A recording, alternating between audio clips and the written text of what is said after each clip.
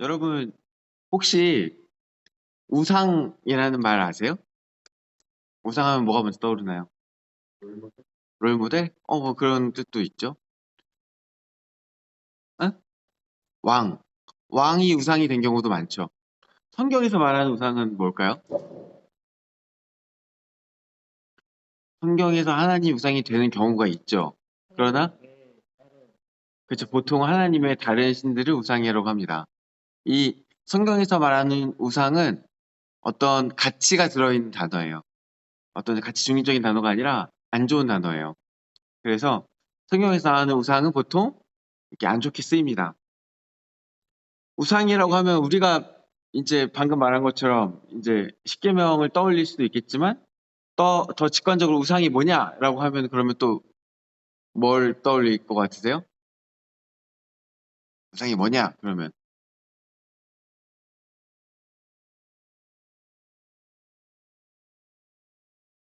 떠오르는 게 아무것도 없어요?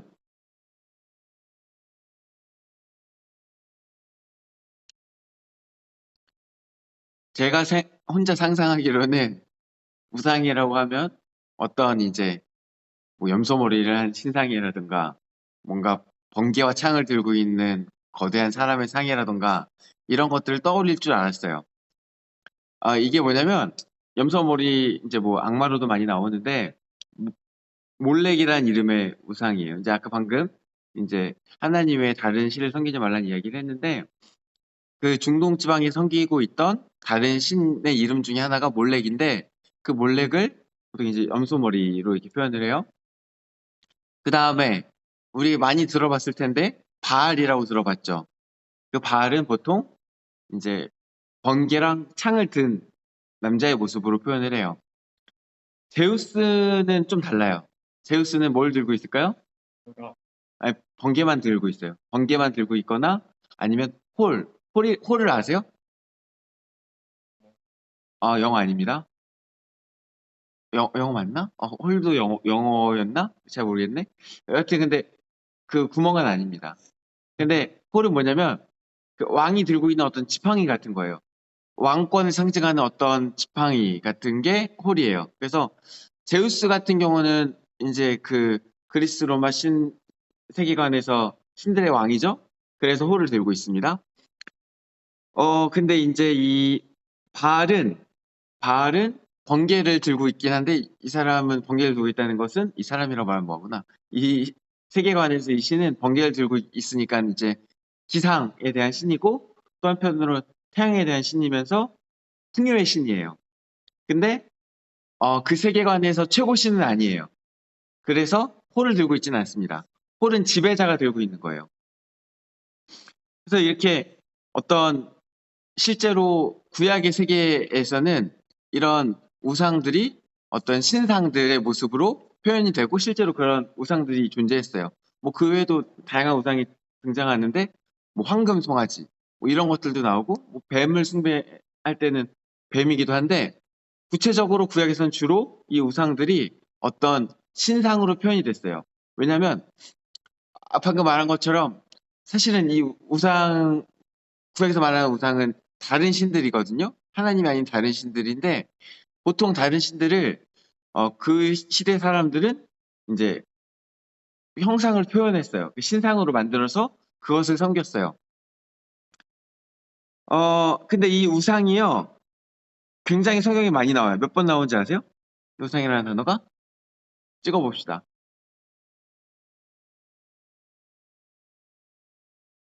몇 번 나올 것 같아요?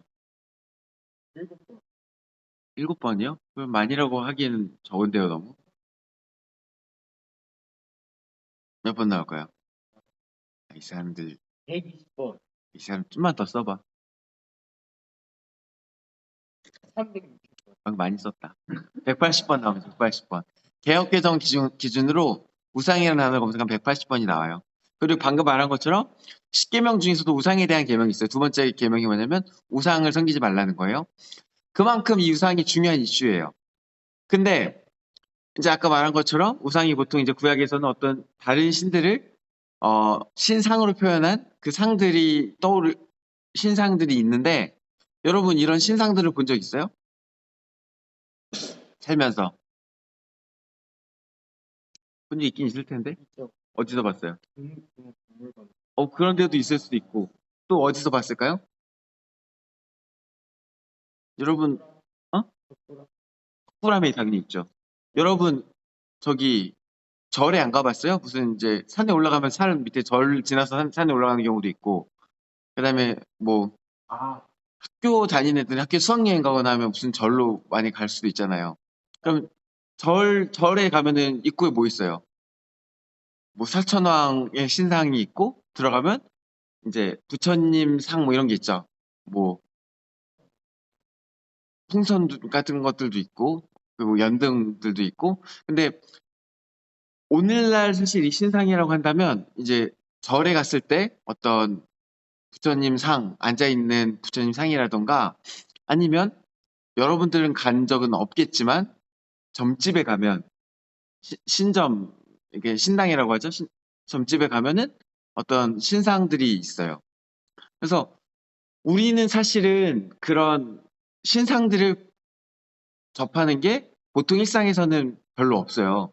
그리고 사실은 그런 것들을 볼 때 별로 사실 우리는 그걸 신이라고 생각하고 보진 않죠. 어르신들은 이제 그거를 이제 조심해야 되는 어떤 신상이라고 생각할지 모르겠지만 이제 점점 세대가 바뀌면 바뀔수록 그 뭐 그냥 나무상 뭐 그렇게 상으로 보지 그거를 신으로 보진 않는단 말이에요.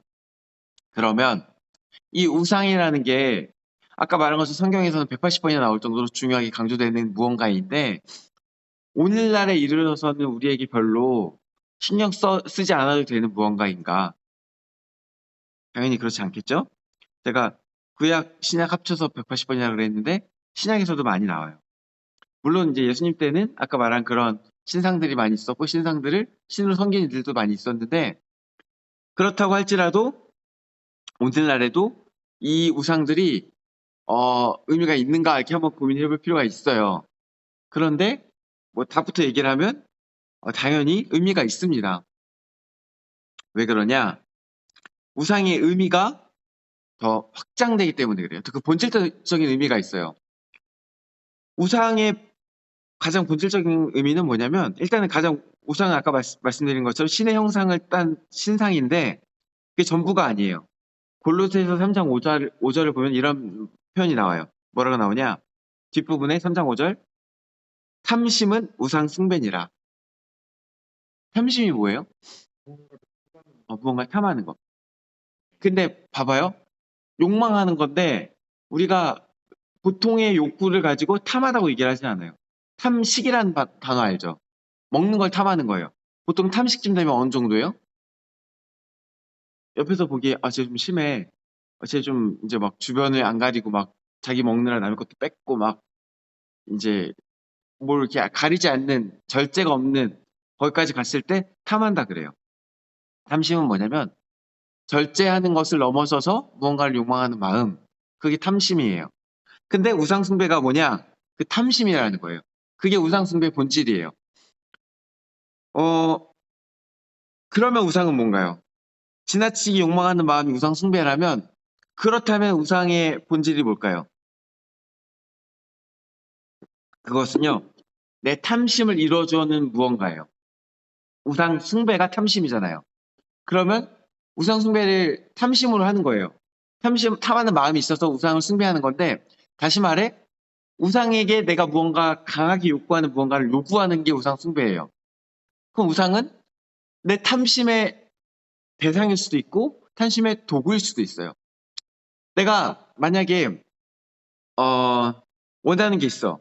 근데 그 원하는 것을 정말 강하게 원하는 것을 달라고 요구하는 대상이 있다면 그게 바로 우상이에요. 아까 바알 얘기를 잠깐 했는데요.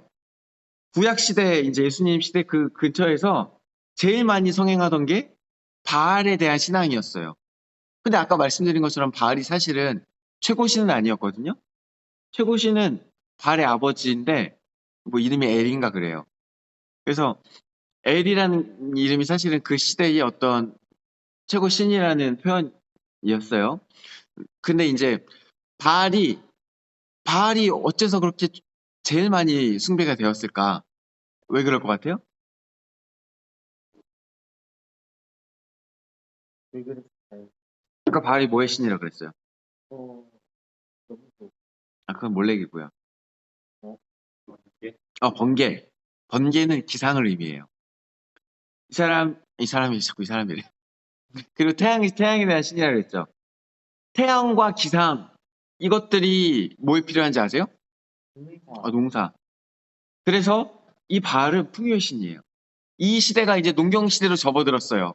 농경 시대가 되면 가장 중요한 게 뭐냐? 비가 잘 내리고 태양이 적절한 일조라는 게 생기고 이게 제일 중요해요. 이게 돼야 60배, 100배 이렇게 열매를 맺어요. 이게 돼야 풍요로워져요. 이제 그 전에는 이제 수렵을 하고 있다가 그 다음에 좀 농경 전에 어떤 수렵도 하다가 그 뭐라 그러죠? 양치는 문화를 뭐라 그러지? 갑자기 기억이 안 나는데? 양치기. 어, 뭐 중요한 거 아니니까? 목초. 맞아요. 뭐 하여튼 그렇게 하다가 농업으로 넘어와서 땅에 정착했어요. 이때 이제 봐봐. 이스라엘도 이제 가나안 시대가 딱 그때죠. 그전에는 이제 이집트에서 주로 뭐 했냐? 양을 쳤어요. 근데 이제 가나안에 넘어서 이제 농사를 시작해요.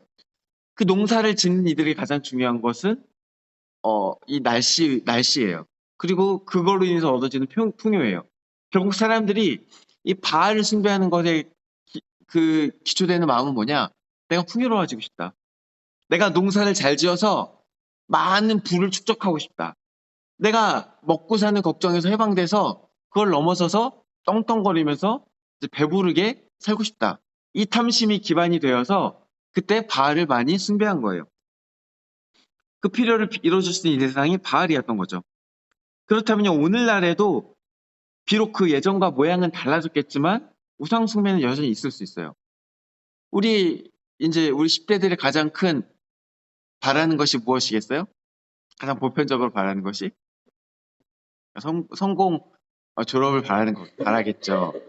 여러분, 그것은 시간이 지나면 되는 것입니다. 그러나 시간이 지나도 이루어지지 않는 것이 있습니다. 성적. 성적일 수도 있겠고 돈일 수도 있겠는데 돈은 사실 별로 와닿지 않아요. 우리 사회에서 주고 있는 어떤 성공에 대한 메시지가 있는데 그것은 돈일 수도 있어요. 근데 또 한편으로는 이 돈도 얻고 사회적 인정도 얻는 강한 도구가 있어요. 자면은 돈을 얻습니까? 자면 성적은 뚝뚝 떨어질 겁니다. 죄송합니다만 이 성적을 통해서 얻게 되는 것이 뭡니까? 사실 명문대예요, 명문대. 우리나라의 가장 강력한 신화 중에 하나가 뭐냐면 이 스카이에 대한 신화예요. 스카이를 나오면 성공할 것이다. 스카이를 나오면 돈을 많이 벌 것이다. 스카이를 나오면 내가 떵떵거리면서 살 것이다. 스카이를 나오면 내가 풍요롭게 살 것이다. 이게 우리나라의 아주 강력한 신화 중에 하나예요. 여러 가지 신화가 있지만 그래서 만약에 제가 이제 신화라고 하는 것은 뭐냐면 사람들이 신앙하는 내용이 신화인 거예요. 그게 진짜이든 아니든. 사람들이 그것을 믿고 그것을 따라서 열심히 스카이를 가고자 노력해요. 그게 바로 신앙이에요. 그러면 여기 스카이는 뭐가 됩니까? 방금 말한 이 맥락에서 우상. 우상이 되는 거예요. 내가 어떤 것을 강하게 원하고 그것을 신앙하는 대상이 있다면 그것을 위해서 신앙하는 대상이 있다면 그게 우상이에요. 조금 더 극단적으로 가볼까요? 하나님도 아까 우상이 될 수 있다는 표현을 제가 썼는데 우상이 될 수 있어요. 하나님을 믿는데 하나님을 어떤 내가 원하는 것을 얻어내기 위한 자판기, 내가 뭘 딱 드리면 받을 수 있는 자판기, 혹은 마치 램프의 지니처럼 내가 쓱쓱 문지르면 나와서 내 소원을 이루어주는 무언가라고 여긴다면 그게 무슨 하나님인가요? 그거는요, 우상이에요.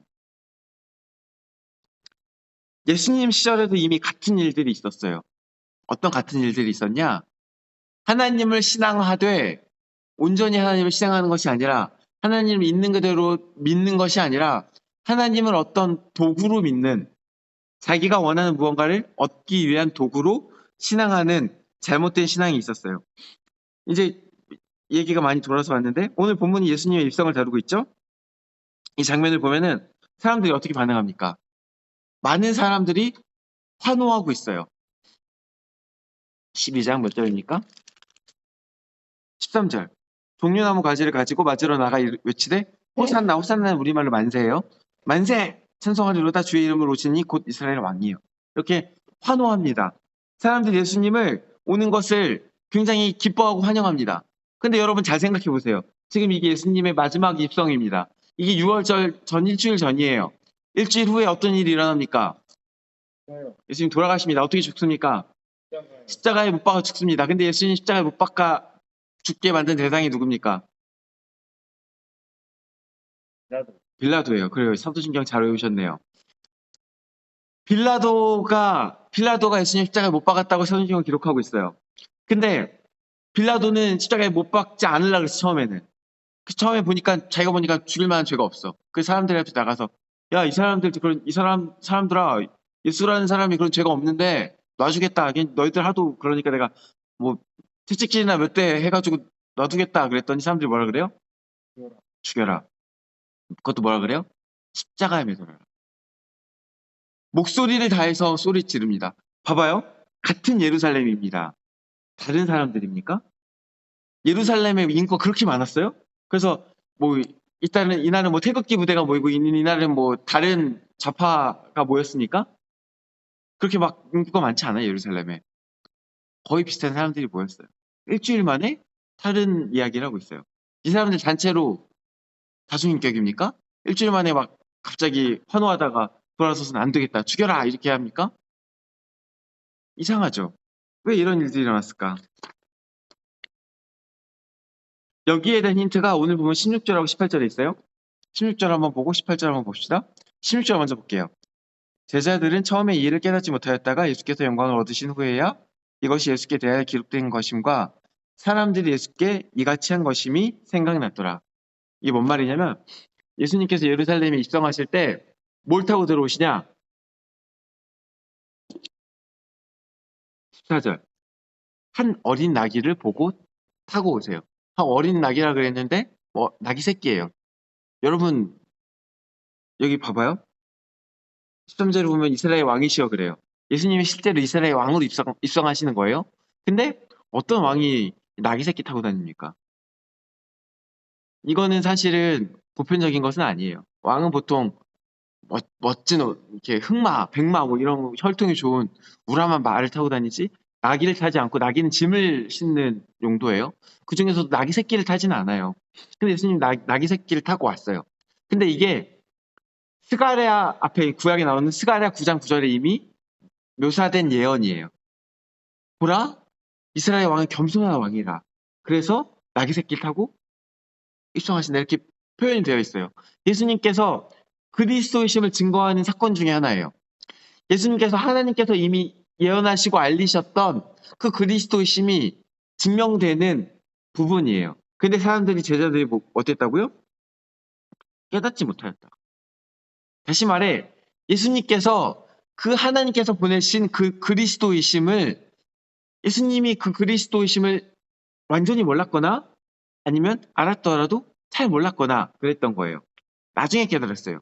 근데 제자들도 그랬으면 사람들은 오죽했을까요? 사람들은 더더욱 예수님이 어떤 분이신지 알지 못했던 거예요. 근데 봐요. 또 뒤에 보면은 웃겨요.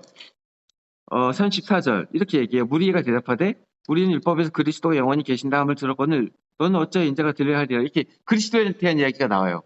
우리가 예수님에 대해서 이야기를 할 때 이게 어떤 상황이냐면 이제 방금 읽어서 알겠지만 예수님이 자기가 들려야 한다 그래요. 그랬더니 무리들이 이야기하기를 아니 그리스도는 영원히 계신다고 했는데 뭔 소리냐 이렇게 얘기를 나와요. 예수님이 자기에 대한 얘기를 하는데 무리들은 그리스도에 대한 이야기로 받아들여요. 다시 말해 사람들이 예수님과 그리스도에 대해서 전혀 연결하지 못하고 있는 것은 아니에요. 실제로도 봐요. 예수님을 들어올 때 사람들이 뭐라 그랬어요? 이스라엘의 왕이여 그랬어요. 왕은 뭐냐? 기름 부음 받은 자예요. 그리스도는 기름 부음 받은 자라는 뜻이에요. 다시 말해 이 사람들이 지금 예수님과 그리스도에 대해서 연결이 전혀 없지 않아요. 그럼 문제는 뭐냐? 그리스도에 대한 연결은 있는데 하나님께서 말씀하시는 그리스도와 연결이 되지 않아요. 스가랴 말씀과 연결이 안 되잖아요. 하나님이 그리스도에 대해서 뭐라고 말씀하시는지 이 사람들이 잘 연결하지 않아요. 잘 몰라요. 그게 문제인 거예요. 왜 그러냐? 18절 얘기를 봅시다. 왜 이 사람들이 예수님을 구약의 그리스도로 온전히 받아들이지도 못하면서 왜 화나고 있냐? 18절. 아까 이제 인터넷 16절 18절에 있다 그랬는데 18절 봅시다. 이에 무리가 예수를 맞으면 이 표적 행하심을 들었음이로라. 이 표적은 나사로가 다시 살아나는 거예요. 지금 이 사람들이 예수님을 온전한 그리스도로 받아들이고 있지 않으면서도 그리스도로 받아들이고 왕으로 받아들이고 하나님께서 보내신 그리스도라고 믿지 않으면서도 알지 못하면서도 그 이스라엘의 왕이라고 어떻게 환호할 수 있냐? 그것은 예수님께서 놀라운 능력을 행하셨기 때문이에요. 이 사람이 구약의 예언에 딱 맞는 사람이다. 아, 정말 구약에서 말씀하신 그 사람이다. 이렇게 말은 못하면서도 아, 이 사람 능력 보니까 그리스도다. 이렇게 얘기하는 거예요. 이게 지금 뭔 소리냐? 이 사람들에게 필요한 것은 구약이 예언된 그리스도가 아니라 능력을 가진 그리스도가 필요했던 거예요. 죽은 자를 살리는 놀라운 능력을 가진 사람, 예수님께서 행하신 놀라운 이적들을 행하는 사람, 하나님께서 보여주시는 신적인 능력을 행하는 사람, 그 사람이 필요해요. 왜요? 로마의 압제로부터 벗어나기 위해서. 이 사람들은 지금 하나님이 보내신 사람, 그것보다 더 중요한 게 하나님의 능력을 가진 사람인 거예요. 다시 말해, 하나님의 뜻에 딱 맞는 사람이 중요한 게 아니라 하나님의 능력이 필요한 거예요. 그런데 예수님께서는 이 사람들의 기대와는 다른 말씀을 하세요. 이 사람들은 하나님의 능력을 기대하고 있어요. 하나님의 능력을 기대해서 하나님의 능력을 가진 사람이 이제 이스라엘의 왕으로서 예루살렘에 올라와서 로마를 무찌르고 로마의 압제로부터 그들을 구원하기를 기대하고 환호하고 있는데 예수님은 조금 다른 이야기를 하세요.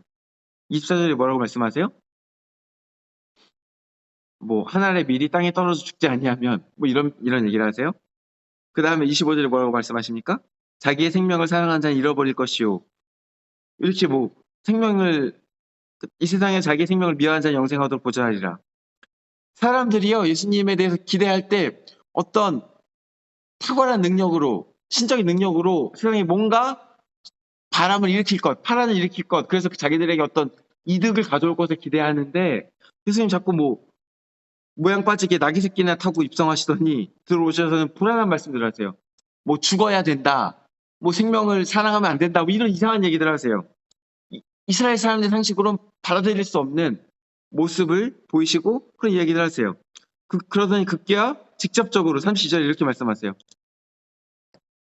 내가 땅에서 들리면 모든 사람을 내게로 이끌겠노라.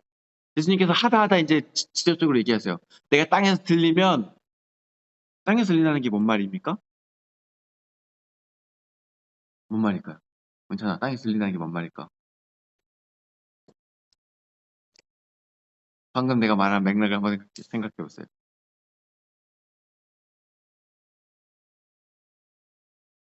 옆에서 내가 이제 죽음에 대한 얘기를 계속 했잖아요. 네. 그러면 땅에 들린다는 게 뭐겠어요? 죽는 죽는다는 표현이에요. 이거 우리말로 표현하면, 우리 관용어로 표현하면 목매다는 뜻이에요. 우리 목매단다 그러면 다 알잖아요. 이 사람 죽었다. 특별히 목매단다는 건 어떤 뜻이에요? 편안한 죽음을 이야기하지는 않아요. 땅에서 들린다는 것도 마찬가지예요. 보면은 땅에서 들린다는 건 뭐냐? 저주받은 죽음을 이야기해요. 성경에 그런 표현들이 몇 번 나오는데 조금 길어지는 것 같아서 그 얘기는 뺄게요. 성경에 이제 땅에 들린다는 표현이 몇 번 나오는데 그거는 저주받은 죽음을 이야기해요. 근데 예수님께서 스스로에 대해 뭐라고 얘기를 해요? 인자가 땅에서 들리면 다시 말해 내가 저주받아 죽을 거라는 얘기를 지금 하고 있는 거예요. 완전 딴판이에요. 사람들의 기대와는. 그러고 있어요. 사람들이요 이 말을 듣고 이해가 안 가요. 문자적으로 이해가 안 가는 게 아니에요. 그게 뭔 말입니까? 무슨 뜻입니까? 물어보지 않아요. 대신 이 의미에 대해서 따지고 들어요. 그게 아까 말한 그거예요. 34절에 이에 무리가 대답하되 우리는 율법에서 그리스도가 영원히 계신다함을 들었거든 너는 어찌하여 인자가 들려야 하리라 하느냐. 너 그리스도라며. 우리가 알기로 그리스도는 영원히 계신다 그랬어. 율법에 그렇게 나와. 근데 너 그리스도라면서 왜 너 죽는다 그래? 그리스도는 영원히 있어야지. 너 그리스도 아니지. 너 그리스도 맞아? 라고 따지고 드는 거예요. 근데 봐봐요. 여기서 재밌는 건 저만 재밌죠, 항상? 재밌는 것은 30, 34절에 이 사람들이 쓴 표현이 뭐라고 말하냐? 너는 어찌하여 인자가 들려야 하리라 라고 이야기해요. 근데 예수님 32절에서 인자가 들려야 하리라고 얘기했어요? 32절에서 예수님 뭐라고 얘기했어요? 내가 들려야 하리라고 했어요. 이게 그럼 번역의 문제인가 싶어서 헬라어를 봅시다. 헬라어를 보면은 여기는 분명히 내가로 나오고요. 34절에는 분명히 인자가로 나와요. 두 개 다르잖아요. 확실히 다르잖아요. 근데 이 사람은 그 말을 했는데 바로 앞에서 그 말을 까먹었을 리 없잖아요. 근데 다른 이야기를 해요. 인자가 들려요. 너 왜 인자가 들려야 한다고 말하냐? 그럼 이런 차이가 왜 오냐? 이미 예수님께서 지금 요한복음 12장이죠. 3장에서 이미 예수님께서 이 말씀을 하셨어요. 인자가 들려야 한다는 표현을 그 단어 헬라어로 보면은 이제 강조돼서 두 단어의 어순 하나만 바뀌고 그 단어 그대로 나와요. 근데 지금 이 사람들이 지금 그 단어를 그 표현을 갖고 와 쓴다는 건 뭐냐? 그 말을 기억한다는 거예요. 예수님께서 3장에서 이때 언제냐? 니고데모라는 사람이 와서 예수님께 물어봐요. 구원에 대해서 이야기를 해요. 그때 예수님께서 구원에 대해 이야기할 때 거듭남에 대해 이야기하시고 인자가 들려야 하리라는 표현을 쓰세요. 근데 그 얘기를 옛날에 했던 얘기를 물론 그때만 얘기하지 않으셨겠죠. 몇 번 더 이야기하셨을 거예요. 어쨌든 이 현장이 아니라 그 이전에 이야기했던 이야기들을 사실은 무리들이 들었던 거예요. 들어서 알고 있던 거예요. 예수님께서 죽어야 한다는 것을 알고 있었어요. 들었어요. 근데 그 말을 애써 외면했어요. 그 말을 부정했어요. 듣지 않았어요. 그래서 자기 듣고 싶은 대로 듣고 이 사람들은 잘 기대하고 싶은 것대로 기대했어요. 그래서 그 능력으로 하나님의 놀라운 능력으로 로마로부터 그들을 구원할 것을 기대했어요. 뭔 말이에요? 하나님께 구원을 구하지만 이 사람들이 기대하는 구원은 몰라서가 아니라 원하지 않아서 거절하는 거예요. 그 방식을. 본인들이 이해할 수 없어서 거절하는 거예요. 그리고 자신들의 생각으로 구원을 얻기를 바라고 있어요. 자신들의 방법으로 구원을 얻기를 바라고 있어요. 사랑하는 청소년부 여러분, 먼저 딱 잘라서 말하지만 하나님 외에는 구원이 없어요. 근데 이 말이 어떤 뜻이냐? 능력이 하나님으로부터 온다는 것뿐 아니라 처음 시작부터 방법과 그 끝까지 모든 것이 하나님의 뜻대로 된다는 것을 의미해요. 처음부터 끝까지 하나님의 영역이에요. 다른 방법은 없고 하나님은 예수님이라는 방법 외에 다른 방법을 주시지 않았고 예수님의 십자가 외에 다른 방법을 주시지 않았어요. 근데요, 이 사람들은요, 그거 좀 아닌 것 같은데? 다른 방법을 할래 이렇게 얘기하고 있어요. 아까 말했죠. 하나님을 온전히 믿지 아니하고 내가 원하는 무언가를 내 뜻대로 구한다면 그게 뭐라고요? 우상이에요. 이 사람들 하나님을 보지만 하나님을 보지 않고 있어요. 하나님의 능력을 보고 있어요. 하나님의 능력도 우상이 될 수 있어요. 하나님의 뜻은 상관이 없어요. 하나님은 근데 인격이시거든요. 뜻이 있으시고 왕이세요. 하나님의 뜻을 관철시키는 분이시지 사람들의 뜻대로 움직이시는 분이 아니에요. 근데 하나님의 뜻은 상관없이 내 뜻대로 내가 구원받을 거야 이렇게 얘기한다면 그것도 올바른 신앙이 아니에요. 다시 한번 말하지만 하나님 램프의 진이가 아니에요. 램프의 진이는 알라딘 보셔서 아시겠지만 노예예요. 노예. 램프에 갇힌 노예예요. 능력은 있지만 램프에 어떤 제약이 갇혀서 해달라는 대로 해줘야 되면은 노예예요. 하나님 그런 존재가 아니에요. 만약에 자신의 능력은 있을 때 해달라는 대로 해줘야 된다면 그게 노예죠 왕이겠어요? 하나님은 노예가 아니에요. 하나님 왕이에요. 자신의 뜻대로 행하시는 분이에요. 그런 하나님께서 우리에게 하나의 길을 주신 게 예수님과 예수님의 십자가예요. 사랑하는 청소년부 여러분, 우리를 한번 돌아봅시다. 우리 하나님 믿고 있습니까? 하나님 어떻게 믿고 있습니까? 하나님의 뜻대로, 하나님의 방식대로 이루어지기를 소망하고 믿고 있습니까? 그게 아니라면 마치 램프의 진리를 생각하며 하나님 내가 원하는 거 해줘야 돼 이렇게 하고 있습니까? 물론 우리의 신앙은요 시기가 있어요. 그래서 어떨 때는 어린아이의 신앙을 가져서 때를 쓸 때가 있어요. 하나님 이거 해줘요, 이거 해줘요. 그러고서 이제 막 때를 쓸 때가 있어요. 아이들도 그렇죠. 근데 여러분, 이제 왠지만 해도 집에 가서 이거 해줘, 이거 해줘. 그러면 엄마 아빠 해줍니까? 컸잖아. 이제 그러면 혼나지. 이제 슬슬 저희 애들만 해도 7살, 8살, 10살 됐는데 이제 얘기해요. 뗐으면 무조건 안 해준다. 이제 대화를 하면 여지가 있다. 근데 너 뗐으면 나 무조건 안 해준다. 왜? 너 이제 컸잖아. 대화를 하자. 근데 그래도 결정은 사실 엄마 아빠가 하는 거예요. 하나님과 우리 관계도 앞으로 그래질 거예요. 대화를 할 수 있어요. 하나님, 이것 좀 어떠세요? 뭐 딜을 하겠다고 할 수도 있겠죠. 근데요, 결정은 누가 하시는 거예요? 하나님이 하시는 거예요. 그게 온전한 하나님과의 관계고, 그게 온전한 신앙이에요. 이걸 놓치고 나이를 들어서까지 때를 쓰면 그 우상숭배를 하겠다는 거예요. 내가 원하는 것만 해줘. 그러면은 그것은 잘못된 신앙이에요. 때로는요, 하나님의 뜻이 내 뜻과 다를 때 있어요. 사실은 때로는 아니라 되게 많아요. 왠지 알아요? 하나님이랑 저랑 시야가 달라요. 저는 맨날 요만큼만 보는데요. 하나님 되게 많은 걸 봐요. 그래서 저는 이것만 봤을 땐 이렇게 하면 딱 좋을 것 같은데 하나님 보기에는 그게 좋지가 않아요. 더 좋은 게 많아요. 이게 더 나아요. 하나님의 시야가 훨씬 크기 때문에 그래요. 하나님의 시기가 있어요. 나는 그걸 견디기가 너무 힘들어요. 근데 하나님의 때가 있어요. 그때마다 하나님 앞에서 고집 부리지 마세요. 그거를 좀 믿어보세요. 하나님을 좀 신앙해 보세요. 그러면 하나님을 믿을 때마다 사실은 제 지평이 넓어져요. 제 시야가 넓어져요. 제 세계가 넓어져요. 그런 경험을 할 수 있어요. 바라기는 이 보이지 않는 것을 믿는 게 신앙이에요. 이 신앙을 우리가 하기를 원해요. 하나님의 뜻대로, 하나님의 방법으로 하나님 때 이루실 것을 믿고 인내하는 것, 그것들 우리가 경험하기를 원해요.